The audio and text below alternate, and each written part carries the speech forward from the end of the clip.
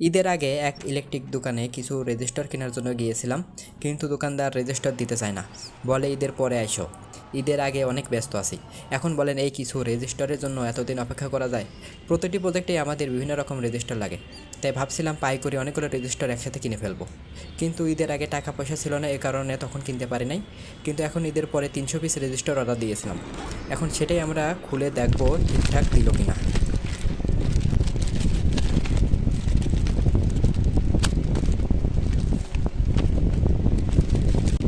Packet খোলার পর আমরা একটি কাগজের বান্ডেল দেখতে পাচ্ছি।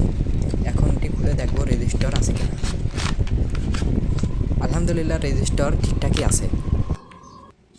10 রকমের মোট 300 পিস রেজিস্টার আমাদের কাছ থেকে নিয়েছে 129 টাকা, কিন্তু খুরসা কিনতে গেলে এক পিসই নেই 2 টাকা। এখন আমরা গুনে দেখব 300 পিসই দিল নাকি কম বেশি করে দিল।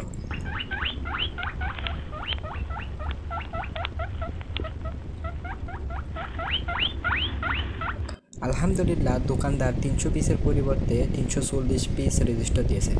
আল্লাহ দোকানদারের উপর রহম করুন। এখন ফাইনালি আমরা রেজিস্টারের মানগুলো এর গায়ে লিখে রাখবো, যাতে পরবর্তীতে ব্যবহার করতে সুবিধা হয়।